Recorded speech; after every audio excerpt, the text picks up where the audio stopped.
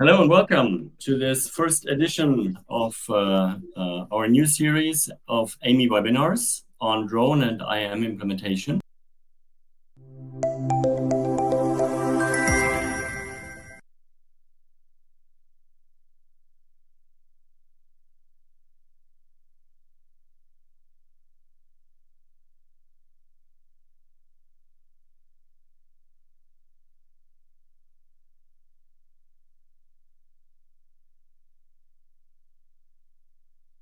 Pleasure to moderate this first edition of the AME webinar series.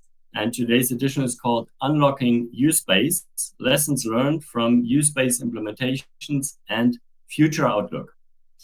So before I start, I would like to thank in particular our AME member Unifly, who has helped us a lot in preparing this webinar and its contents. Thank you very much for that.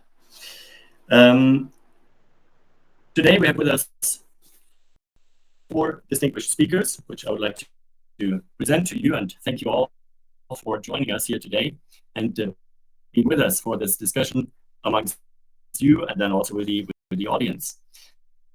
This is all the more important as we consider this webinar as a preparatory step for EASA's IAM forum at the end of October. And we offered it as such to EASA, and therefore I'm particularly grateful, Stefan, that you're here with us and that hopefully we can provide some good thoughts and maybe steps forwards that can then be further used in October in the forum. So let me introduce our 4 speakers. And the first one is Simon de Volderer, the Common Information Service Manager at Skies. And Simon says we need to connect really all elements together to push implementation and to get it working. Thank you, Simon, for being here with us. Our next speaker then is Daniel Garcia Montalbano. He's head of drone business development at ENAIRE. And Daniel says, for real implementation of use-based and IAM, we need further work to disseminate the benefits that these concepts can bring for society to every stakeholder, especially the citizens. And the third one is Andres van Zwalm, the CEO of Unifly. And Andres says use-based is not just a vision for the future, it's a necessity that needs to be fully implemented now to enable safe, efficient, and scalable drone operations across all of Europe. And then we have Stefan Robugo, the use-based project manager at EASA. And Stefan says, time has come for the use-based ecosystem to move from a we can do mindset to a we really and effectively are doing. So thank you all for these very catchy takeaways before we go into the actual discussions. I think this is always very useful for people to take it away. A couple of practical remarks before we start the discussion of how we handle this webinar. There will be about 30-40 minutes discussion with and among the panelists. And after that, we will have a Q&A session. So I would like to invite all the participants to give us questions in the chat, and then we will pick them up from there. In parallel to having the discussion, I want to turn your attention to the fact that we will run 3 live polls during the webinar, and you can see them on the right in the menu button polls. You see that it looks a little bit like some statistical bars in a square. I hope you can all find that well on the right side. We will launch them. You can vote, and then we can also see all together the results. Last comment, this webinar will be recorded and put on the AME website afterwards, where it can be looked at later on. And with that, I would like to start and Stefan, give you the floor to give us a bit of an overview where you think we're standing with use-based implementation before we go further into discussions. Please, Stefan, you have the floor. Thank you, Christophe, and thank you, Amy, to give me the opportunity to provide already some considerations and view on the implementation. As you say, we are preparing the EAM forum that will occur in the 22nd and 23rd of October. So I invite also the people present there and listening to connect to our forum that will come soon. And yes, so I can provide a bit of overview of where we stand in terms of implementation. I would like to start with a very positive note somehow. There are many concerns about the status of the implementation. We don't have yet certified USSPs or single Cs. We don't have yet designated airspace. But what the people are not seeing is that we are working. So we are not waiting for the implementation, but we are working hard to make it happening. Today, in terms of situation, we have the 2/3 of the member states that are preparing for USpace. 8 member states are really ready, so they can already engage discussion with the stakeholders, prepare the designation, certify the USSP. We have 30 candidates with per space shared all over Europe. We hope to have the 2 first designation of USpace space beginning of 2025. Some certifications are going, and personally, I involved in 3 certification of USSP. Some single Cs are already being certified. Not certified yet, but on the process to be certified. So there are many things that are happening. So in the background, yes, things are going on. So the people having some concerns, maybe they are not hands-on simply, because if they would be really working, they would know that the things are progressing. However, there are some issues or some difficulties that we need to tackle. Starting with basic things, yes, we are all lacking resources, so it may also induce some latencies in the way the competent authorities and the industry are interacting. The complexity of the system may have been underestimated, clearly, because that's a very complex system. The ARA, for instance, the airspace risk assessment is complex, and there is a lot of things to solve all along the way. The designation process, the coordination mechanism, and the certification are complex items that indeed are demanding and challenging. The competent authorities have to prepare also. EASA as a competent authority, like what I do in EASA for the certification, we also need to establish our procedures, working instruction, all the process. The same for all the organizations coming to us for certification. They need to be prepared. And here we're already seeing some difficulties in terms of certification. People not having experience of the aviation system, like the new entrants for the USSP, have more difficulties than the single Cs coming from the NSP. So for those new entrants, really the level of maturity of those companies are not at the level that will enable a quick, fast, and efficient certification, for instance. While for the others, they know more, they know how to interact with their authorities, they know what to prepare. It takes time, but that certainly will be easier for them. We have some issues. So among the member states that we have, I say that many are working. We have some issues in terms of role and responsibility, still the understanding of the architecture. What are the role of the single Cs? What are the role of USSP? How to exchange information? Those things takes time to be solved. I would like simply to remind that we have the articles in the regulation. We must comply with the regulation. So all the fancy things in terms of single Cs, taking of roles over USSP, etc., will have to be tackled. And that introduces also some drag in the implementation. We have some extent where the implementation is a bit stuck due to those things, because we have a framework and we must comply with the framework. It may create some disappointment, but that's the thing we have to do to make sure that it's harmonized all over Europe.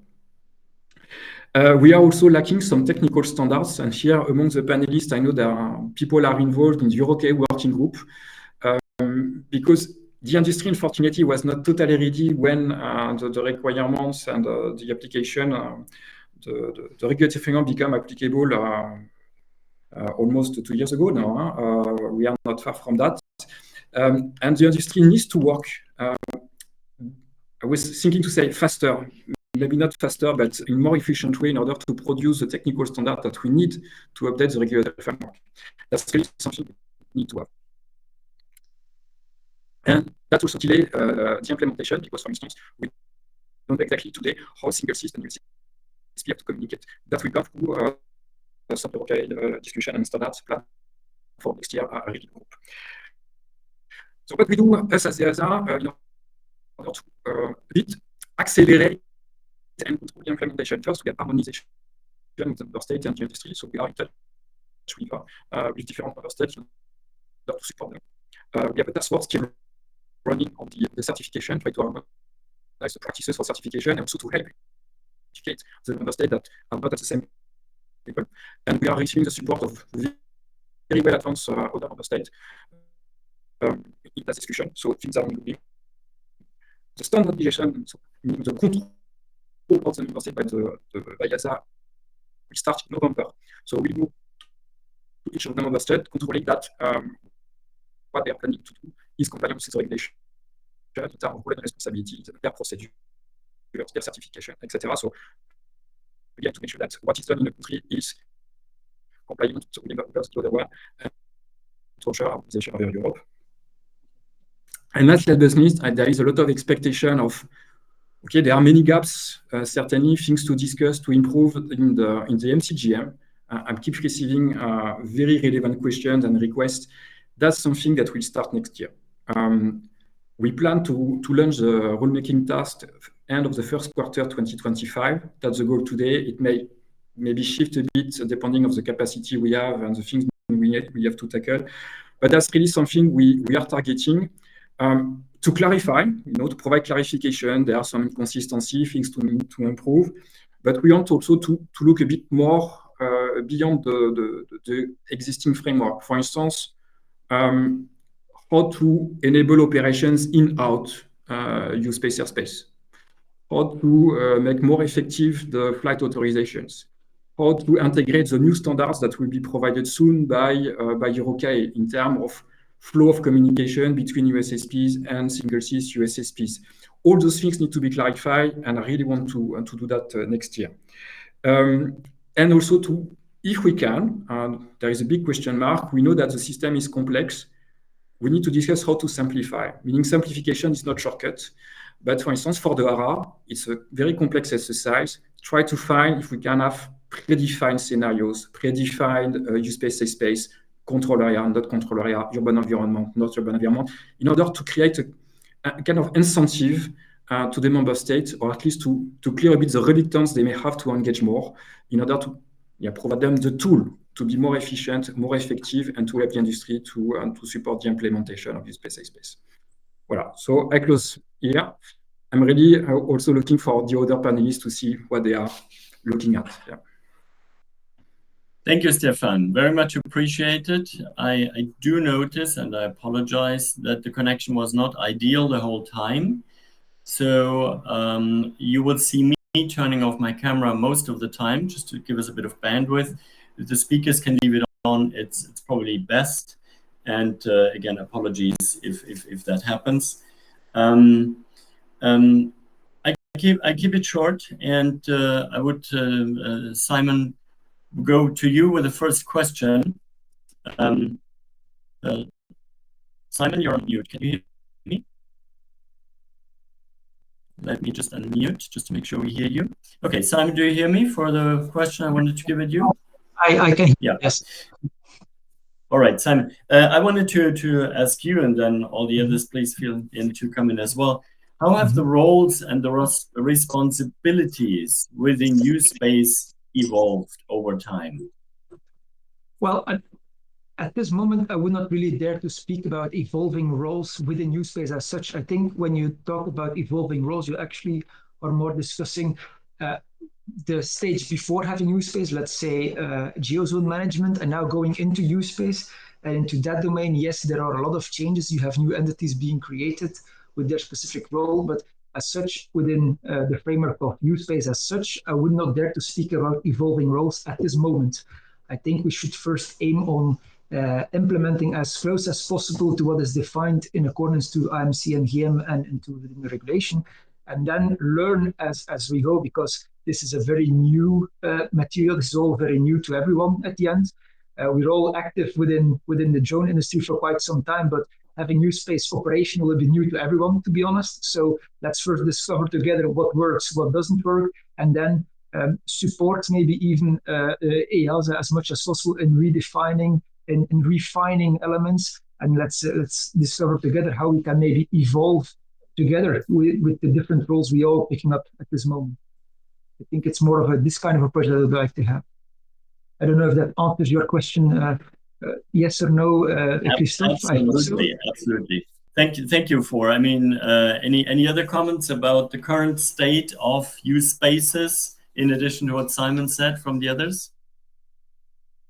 If I dare to compliment on that, I think we're getting rather close moreover, with the Birdie project and in Belgium. It's because we're quite lucky that some time ago really invested quite some time into geozone management and how geozone managers can pick up that role. So we're quite lucky in that domain.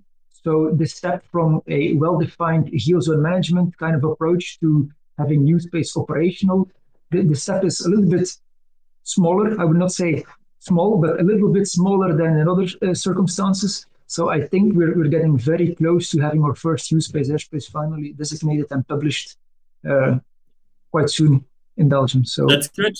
That's good. That's very good news. Thank you. Daniel, Andres, any complementary comments to that? Yeah, Daniel, if I can quickly actually go and continue on Simon's explanation about the Belgian use case, because I don't think not everyone knows this, but how we in Belgium do it is that we combine the 947 regulation with 664, because Simon talked about geozone managers.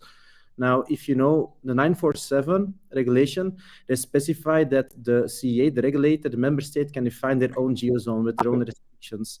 What is quite interesting in Belgium, we have, for example, the Port of Antwerp, which is a port authority.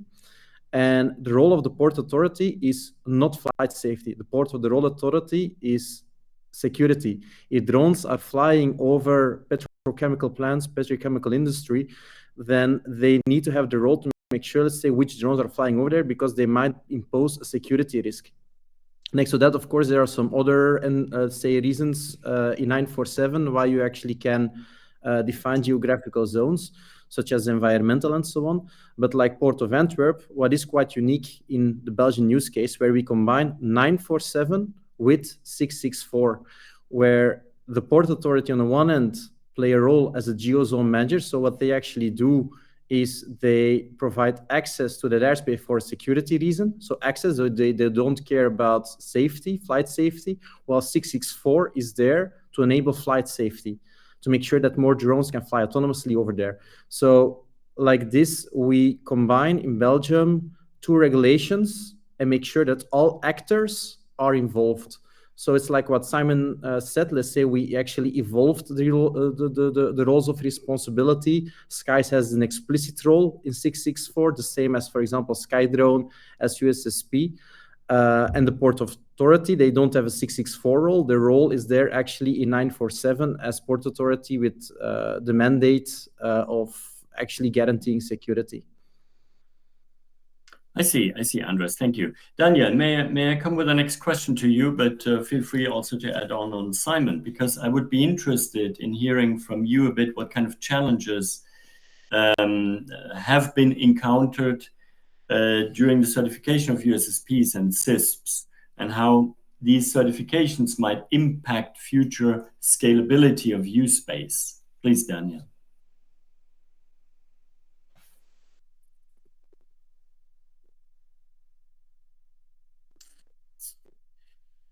Daniel, you're muted. I cannot hear you. One second. Let me try something if I can help.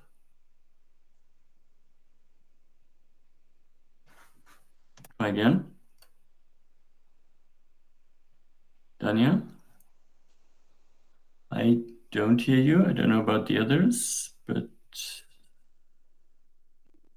no. Nope, can't hear you. Then, sorry for that. While we sort that out, Stefan, may I come back to you with a question? And you also have to I can unmute you. Let's see if that works, Stefan, with you, while we sort it out with Daniel.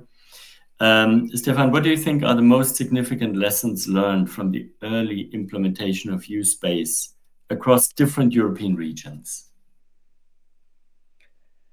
Then I think the complexity, once again, because I see some areas which are slightly different from the ATM world. So for sure, we are getting inspiration in the 664, in UTM, use space, generally speaking, from what we do, what we know in the ATM. Then what I see is how to transpose those things that we know, for instance, how to make a risk assessment to use space. Because we are in a very different framework than managing airspace class or something like that in a change to a CTR or something. And we are new entrants, new type of operations, I mean, in that case, very low level, close to the people, close to the people impacted. We have new type of risk to integrate. So that's something complex. And why I insist on that? Because we are expecting the member states and the community to provide performance requirements that we'll have to satisfy, for instance, in the frame of certifications. So we have multiple unknown. The equation has many parameters and things to be solved. That's very complex. That's something we are a bit lacking in the frame of certifications because the USSP, for instance, needs to demonstrate that they are satisfying the performance requirements allocated to them. Could be many things like latencies, transmission rate, integrity of the system. And here we are a bit shooting in the dark for the moment. Not totally, because we're able to make assumptions, but that's something we are a bit struggling to do with them. So we may have limitations, we may have many things in order to make sure that the operations will be anyway safe. So I think that's the most difficult thing we are seeing. Plus, on top, very macro level, all the divergences that we have between the member states that we need to solve. For the rest, like certification, that's demanding that we are in a known area. At least as a competent authority, we know what to do. So here we are more comfortable. It's demanding, but we have the procedures, we can work. While on the other areas, yes, the novelty of the drones operation in a dense way, in a very low level airspace is something they have to tackle. Okay, thank you. Daniel, it's still not solved, I see. I know we're working on this. Andres, I will come with a question to you. I unmuted your mic. I hope that works. And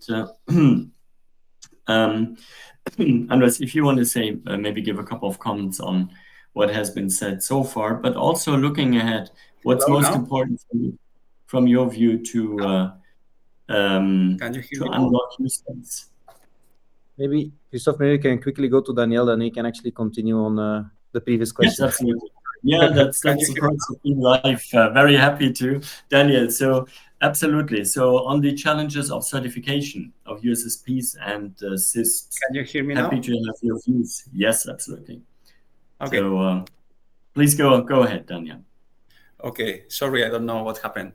Well, regarding with the certification process, for instance, in the case of Spain and the AME, the system that we are developing, for instance, one of the challenges was to accommodate the software platform and procedures to the AMCs and GMs that were published in the end of 2022. What was on the challenges, and we worked on that.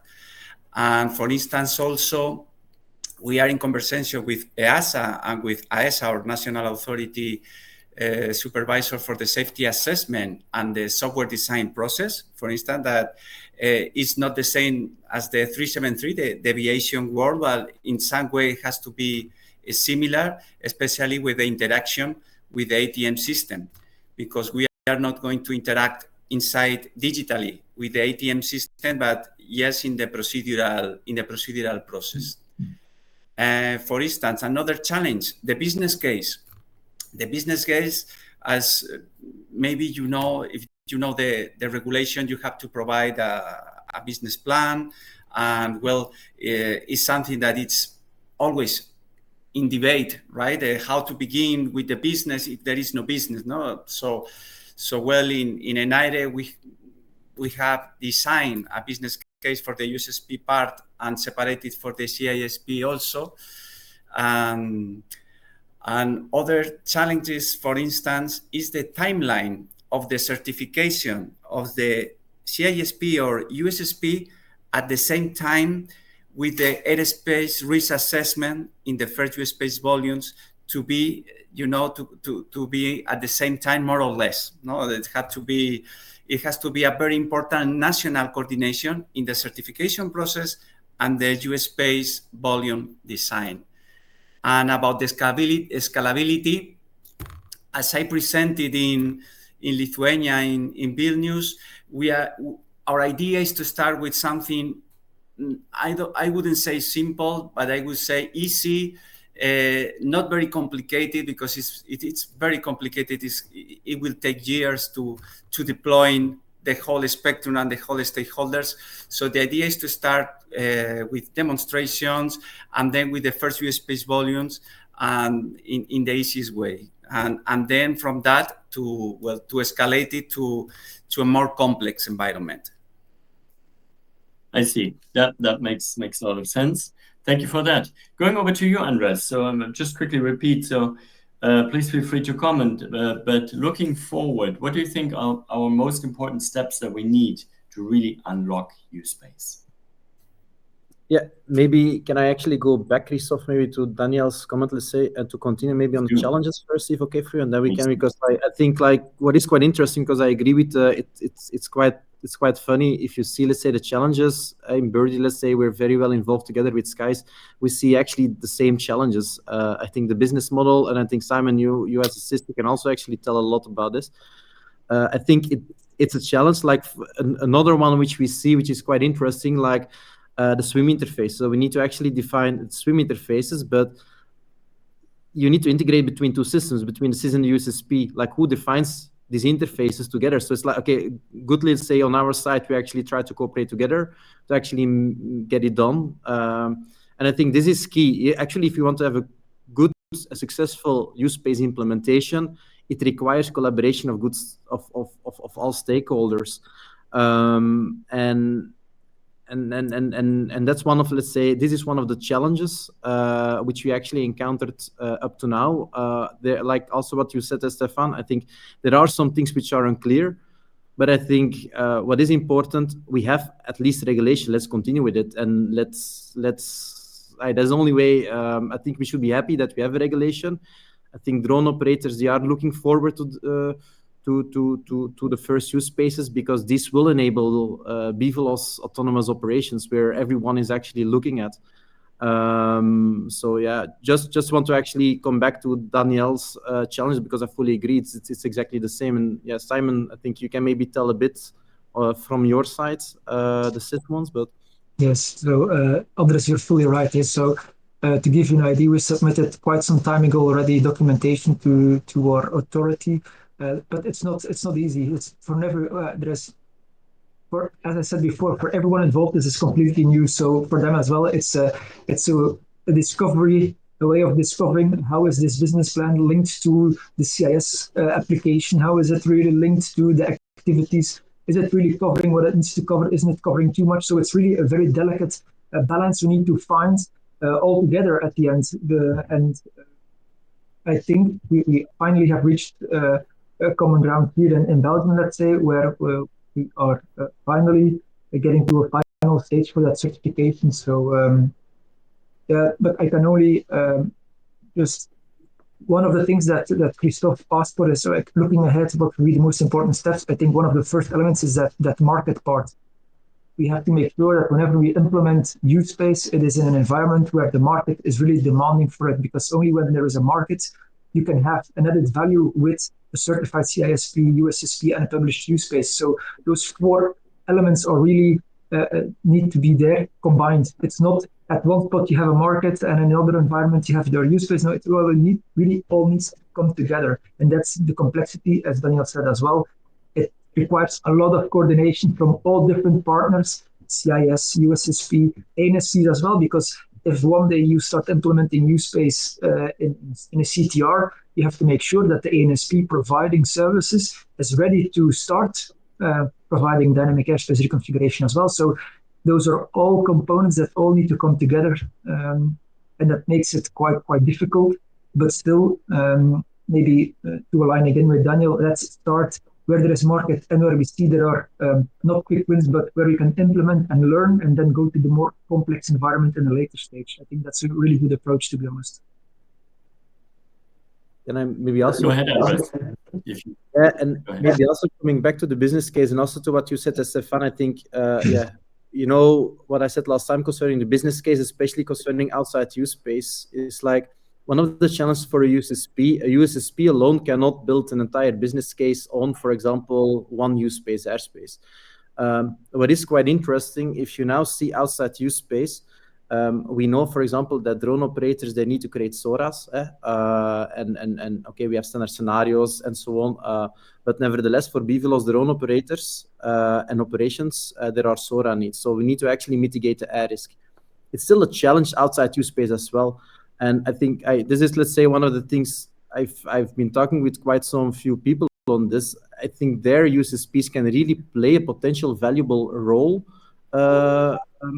in this.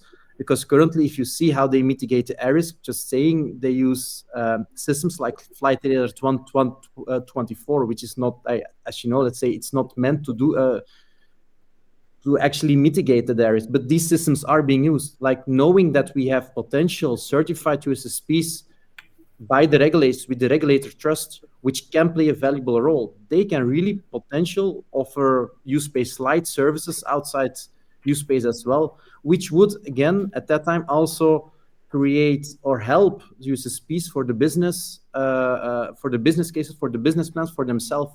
So I think next to use space, it's one challenge and one of the business plans, but maybe there are also some new opportunities which actually bring this with us.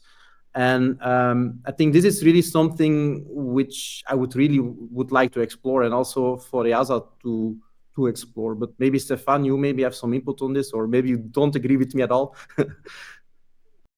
Before Stefan, I give you the floor. Thank you, Andres. Just two quick things. One, yes. We closed the first poll, so I just wanted to say I'm very happy to see that over 3/4 of our participants are very experienced with use space matters. That's very good, and we're going to launch the second one now any second. And also, just to repeat what I said in the beginning, please, if you participants want to raise any questions or something, please do so in the chat, and then we will pick it up from there. Stefan, please go on. Alors, thank you very much to give me the voice again. It's just something to answer or to complement on Simon with the reluctance maybe of some organization to provide the data that they have to provide. Like if I extend the reluctance of some member states to engage in use space, I want to make clear, and I will repeat that, and we are repeating that to the member states themselves. They have no choice. They have no choice. That's the regulation. So we can understand it takes time to get in, to launch, to prepare, etc. But they cannot avoid or to prevent to answer. So the NSP, they have the regulation 665, they must comply with. So if they don't, that needs to be reported, and that may lead to a finding to the competent authorities or the organization. Same thing if the member states are not answering to some USSP request to be certified, whatever the reason, that's a finding. So yeah, I want to be firm that it may take time, but we are working on those situations because there is European regulation. The member states and all the organizations must comply with it, and such case should not happen. Voilà. So I want to make it quite firm there. To also answer to Andres, we know the problematic.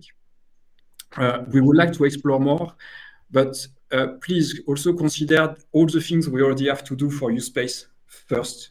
We don't know how to make today, concretely speaking. We have some areas we really don't know how to implement the things. We can make assumptions, we can make first baby steps, but we are not yet there because we have so many things to address in use space that we are looking at it. The first drop of that, I hope, will come next year with already interactions in-out use space airspace with a coupling with the SORA 947.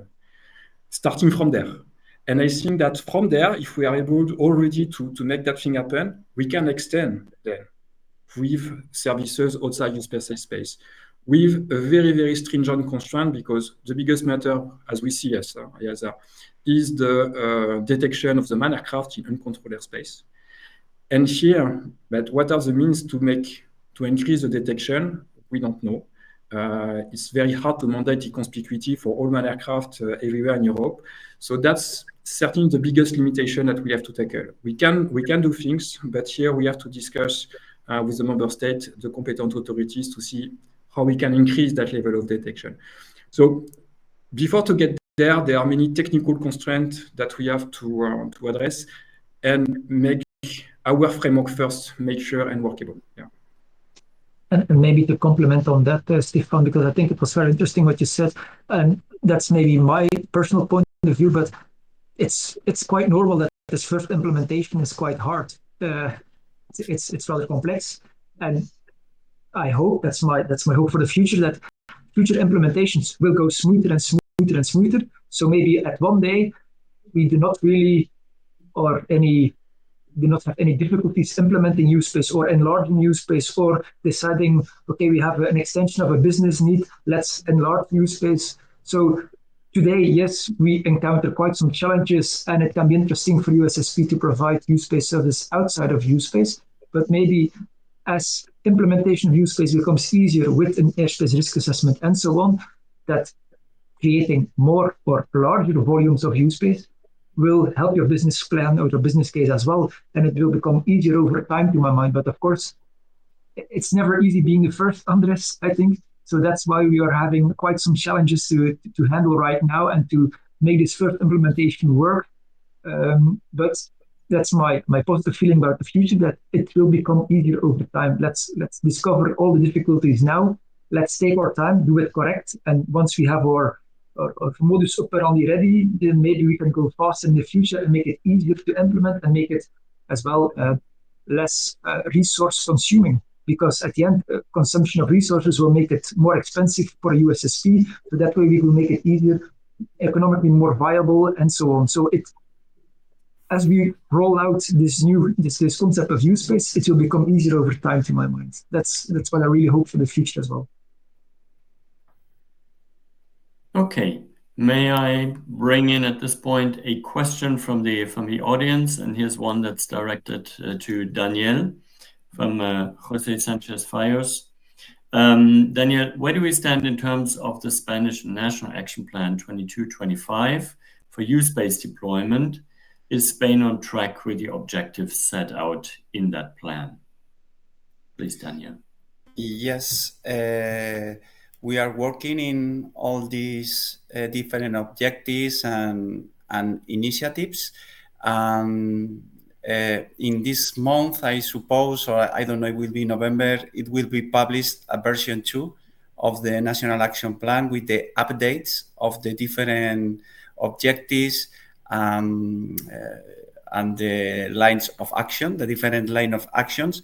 Of course, we have delayed some of the regarding, because this was made in 2022, so the dates related to certification, USSP, CISP, and other challenges that had not been sorted out yet had been delayed in the new version plan. So the only thing I can say is thank you for the question, and thank you for the interest for the National Action Plan, and that a new version will be published, I think, by the Ministry in November. I don't know, in October or November. Okay, cool. Thank you. Let me just fill in that for the second poll that we ran, what's the most important factor for ensuring the scalability of drone operations in Europe? The outcome is that the most important is simplified regulatory compliance with 40%, and then its investment in infrastructure was 25%, and public acceptance with 20%. Thank you for everybody who participated. I was wondering about one thing, Simon, you mentioned it, and I'm curious what everybody thinks. Simon, you spoke about the Birdie project that you are leading. How do you see, you and you all see the overall relevance of such research projects as CESAR in the timelines that we're talking about here to unlock use space? Are they highly relevant? Does it very much depend? What's the relevance of these projects? please. I don't know, Simon, if you want to start. Maybe, yeah, I'd just maybe quickly say a few words about that element. So just to clarify, it is not a research project. The aim of the Birdie project is to implement. That's really the aim. To at the end of the project, we close the project, but USpace is open for business. That's the aim. So that's why we are focusing so hard on completing our first ARA for the USpace airspace in the Port. That one is finished. It's submitted to our National Civil Aviation Authority. Has been now we are waiting on the coordination mechanism to be completed, and that way you can update it where necessary. So that's the first step. So that one is then ready for publication. My mistake. So USpace ready for publication. That's step one. Step two, TSC certification. We're on the final go. We're almost at the moment to sprint. So let's say by the first month of next year, we should be able to give you some positive news about that one. I know that the USSP active within the project, so Skydrone has started already its certification process. That's on track as well. So actually, we're combining all the elements required to open USpace for business. So when the project closes down, USpace doesn't die along with it. It's there to stay.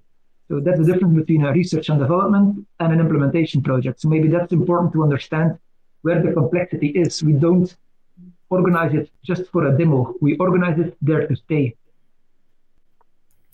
Yes. Thank you. Thank you for clarifying that. Wrong wording by me, and thanks very much for making that clear. I think, Daniel, you wanted to continue? Yeah, I would also like to add that for us, for instance, the UWelcome project, that it's also in the same, it's also a digital sky demonstrator as Birdie. And for us, it's also very important because for Spain is the flagship project for USpace deployment. We have 8 different locations, so it's quite a challenge also to coordinate so many places. But we are very focused, in Benidorm City and now in Coruña. So little by little, we are starting with different USpace airspace risk assessment. And also our objective is to have a real deployment in USpace. Okay. So, Stefan, if you want to, Andres first, go ahead. Yeah. Maybe just to continue, also let's say on the let's say Birdie and UWelcome projects and so on. What is quite interesting is that actually, like let's say to just actually look at, for example, Birdie. Before Birdie, we had Sapphire, and Sapphire was like a kind of a research project, but it enabled actually all the stakeholders. I think at that time we had the CA who was there, the Belgian CA. We had Skies at the first time. We had Skydrone. So actually, those CESAR projects, they are actually very beneficial to bring all stakeholders together, and this is actually quite interesting because of projects like Sapphire, and I think Daniel in Spain you also had this like project as Dreams and some other ones which were like more on research focused, but like these continuations where you see now UWelcome and Birdie, this would never have been happened if we actually have these research projects from the beginning, like Birdie and so on. Like Sapphire, because this made it possible that all stakeholders will work together. And I think, like what I said before, the success of USpace implementation is all stakeholders working together. Otherwise, it will not be possible. The industry should be there, the CA should be there, NSPs, drone manufacturers, even schools, test sites. They all have their role to play. And that's actually the success of CESAR. So I think, looking back to Birdie and UWelcome, I think they're on the road to actually be quite highly successful. And I think Stefan would be, as EASA, would be very, let's say, happy to hear this, of course. So. Okay, we have the third poll running, so please everybody participate, and we have more questions from the audience. But maybe Stefan, do you want to add on to that, also on the relevance of these projects and what Andres just said? It's absolutely relevant, and we are already getting some feedback from the organizations. I will not give name, participating or contributing to that project. We are also liaising with AGU in a more wider manner, not only for Birdie, but this Monday we got feedback from UWelcome as well and some other projects going on. So yeah, those things are the real value, especially when they're able also to point, things that we can address in a short time frame. So it's not conceptual. We say, look, that service maybe need to be clarified in that way, or the how to behave, how to coordinate the things in the use space could be clarified. So all the things that we can really use as a fuel for our activity, especially the revision of CGM, will be very welcome. And it's already started with some feedback from Birdie. So absolutely. Having said that, we are also we have limited resources in EASA, and we cannot support the SGU project at the same path, unfortunately. But for the DSD, so the projects that are the most advanced, the demonstrators that are the most advanced, like Birdie, for sure, yeah, there is a direct impact on the way we are anticipating the changes in MCGM. The regulation, we'll see for later, but at least on the MCGM for next year, yes. Okay. Would like to bring in another question from the chat, and it's all about the money, right? So, question to everybody: what do you think the business model of USSPs will look like? Will it be software as a service that operators will have to pay on a monthly basis? So, not addressed to anybody in particular. Who would like to answer that one? Well, for instance, I can start. Of course, there are many options. The option we have addressed, for instance, for an initial business plan, it's a cost related to each operations, okay? To each operations, and maybe to have some kind of discount if you get if you have many operations. But of course, it's something very basic, right? But it's the only way that in some way you can monetize the incomes in the future and the period to get that investment and all these things. But for that, of course, the scalability and the scalability has to be short and high in order to have many operations at the same time. And well, that is something that everyone would like to see. So. All right, Simon, Andres, additional comments on that? Yeah, we're not USP, but like, for example, we have customers which are USSPs or partners which are USSPs. So in general, let's say, I think it's a combination. It's like what Danielle said. Another one could be, for example, value-added services, because their customers are drone operators. So additionally to, for example, use-based services, they might sell other items, being consultancy, being fleet management, being other services. It's an open market. So I think they can ask any price they want. It's a bit, if you now look to, for example, the cloud services of Azure, of Amazon, as you can see, they also sell a lot of other services next to just actually cloud.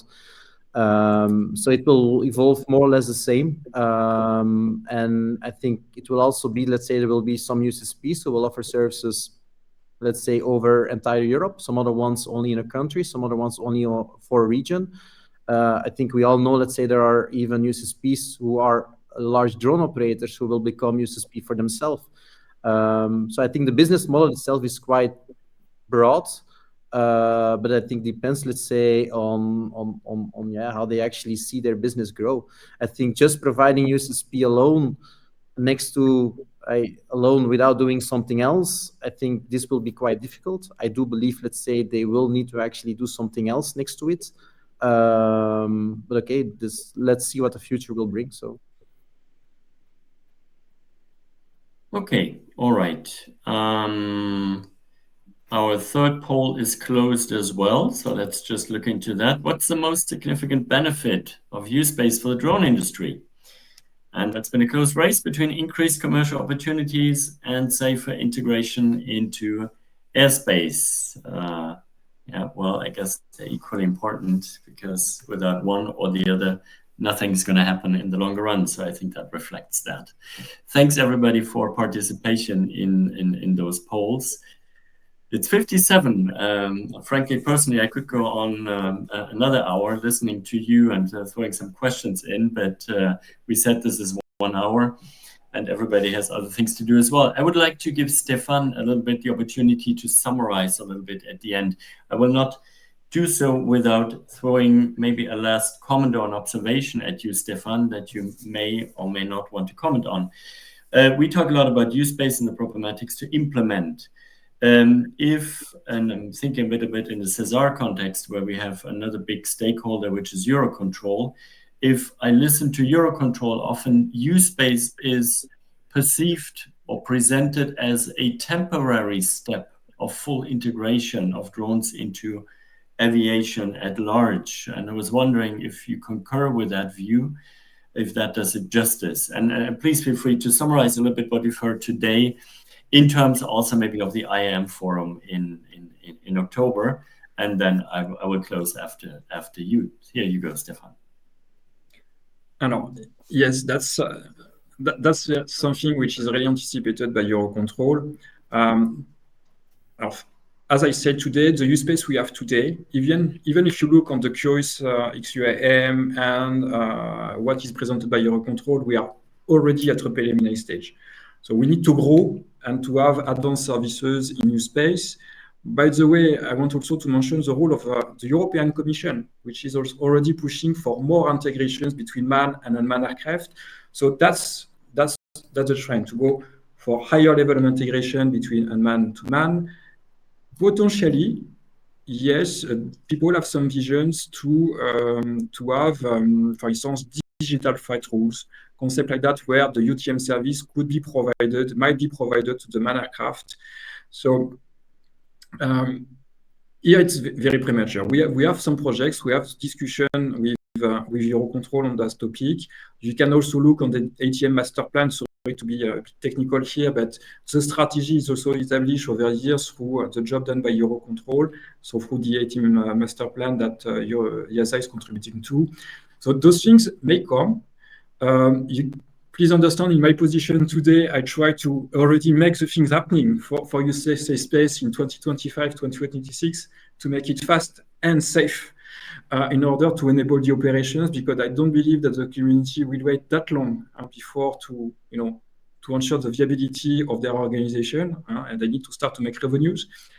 Meanwhile, indeed, we are looking for wider use space, more services, higher integration, and ultimately, if it comes one day, for services provided to general aviation, these kind of things, which are today still premature, but some people are looking at it. That's part of the strategy that is anticipated. Yes, with all the disclaimer that I can put there, because we also have some discussion with ICAO, by the way, on that. So it's not that easy to go that far, that fast. Voilà. That's for sure, because in what we do, thoroughness is of the utmost importance, and there's so many stakeholders, and I see knowing smiles on the other faces here on the screen, so I think we all know what we're speaking about. We try to marry one with the other. So it's been a wonderful hour with you. Thank you so much, and I would like to thank you, the speakers. I would like to thank the audience, also one for having participated very actively in the polls and for having raised questions, because this is also what this is for, to have an exchange beyond the pure speakers. So thank you all for that.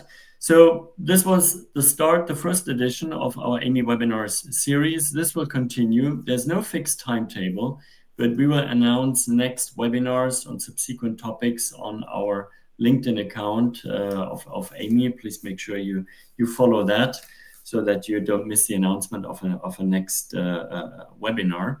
So we will take this. As I said, it should also be helpful for the preparation for the IAM forum. We will try to extract a bit the outcomes of today, and Stefan would make them available to you as well, and to our members, and thereby hopefully making a good contribution to the work that will be done on 22nd and 23rd of October at EASA premises in Cologne. So thank you all for today. I wish everybody a good day, you, the speakers, and the audience. Take care, and hopefully see you back here very soon again. Goodbye. Goodbye. Thank you, Christoph. Bye.